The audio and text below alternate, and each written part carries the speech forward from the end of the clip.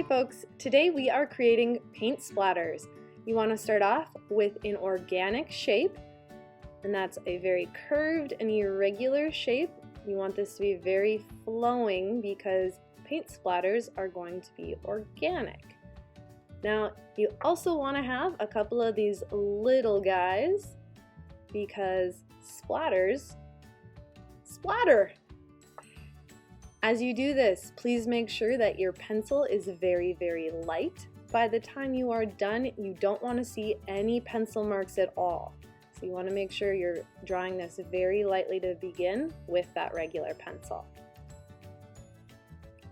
Once you're done drawing it, we got to get out our colored pencils, and we are using analogous colors.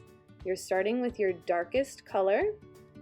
For me, that's going to be purple because I am creating a blue paint splatter. So I'm using violet, and I'm going to almost outline my entire paint splatter. So all the lines I just created with pencil, I'm going to go over with my dark violet because that is my darkest color. Remember, analogous colors are colors that are next to each other on the color wheel. So the colors I'm going to be using are going to be purple or violet, a dark blue, a medium blue, and a light blue. And this is going to allow me to create values and make my paint splatter look real. After you have it outlined, grab your lightest color, so I'm using my light blue, and I'm going to go in and create highlights. So I'm circling areas very lightly where I want my highlights to be. And that's going to be in those droopy areas. Try to leave the middle alone. That's going to become its own thing. After that, I'm going to grab my purple once more and soften up that edge because I don't want to have an outline because that's going to make it look flat, and I want it to look three-dimensional. So I'm going in and softening up that edge so it's not quite so harsh. As you work, the more you layer colored pencils, remember, the more values you achieve, the less paper texture you have, and the better your end result will be. Notice that I'm leaving my highlights pretty much alone, and I didn't use quite as much pressure as I did on that dark outline that I initially drew. I'm going to use my medium blue and my light blue periodically and switching back and forth. So right now I'm going in with that light blue, so that highlighted color, and blending and layering on top of the darker violet that I just added in. So you're constantly switching back and forth, and right now that medium blue, which is going to be my main color as I'm working because I want to create a blue paint splatter. Make sure as you go that you're not just coloring in one direction, but you are layering, doing little circles, and increasing your pressure as you work. That's super important. Notice that I'm not just having my dark spots on one side or another, but I have a darker value, so I'm increasing my pressure. Now, right now I'm going in with a black to create a shadow. This is very subtle.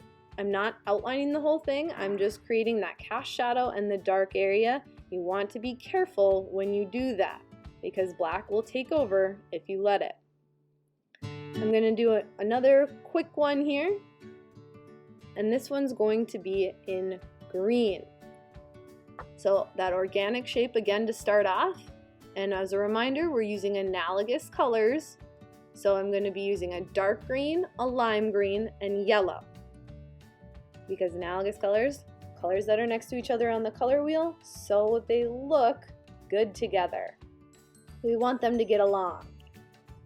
I'm using my dark green to outline and get everything covered up, because remember, you don't want to be able to use or see your regular pencil marks by the time you are done. As you're working, pressure will make things darker, less pressure will make things lighter. That seems very common sense, but some people forget that sometimes, so it's good to remember and remind.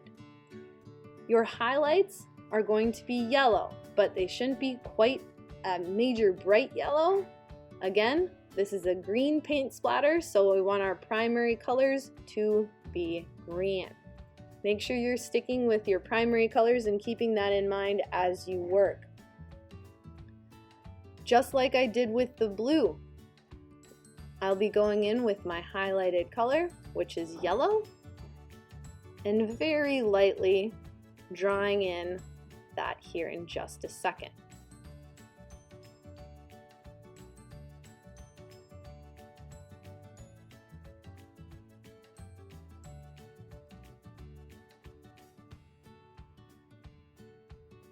You want to think about where your highlights would be, and the spaces that you have a little bit more area are probably where the light's going to hit it the most.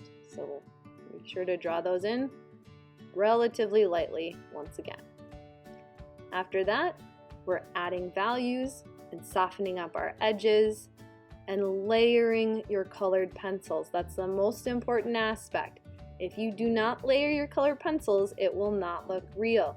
You should be switching back and forth between your lime green and your dark green and slightly incorporating that yellow.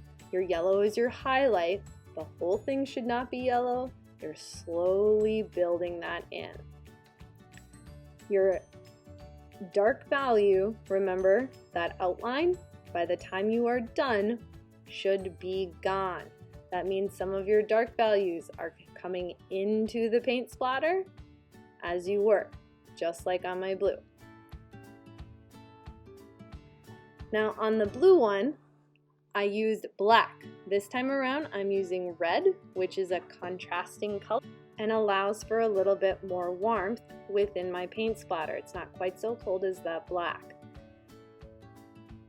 You don't want it to be red though, so make sure after you go in with red, if you choose to use that, that you are layering the green on top of it. So you just want that to be a part of your darkest value, and I'm not doing this everywhere, just in a few spots. If you'd like to use white as a highlight, it is also a good blender to help get rid of paper texture, but you don't have to.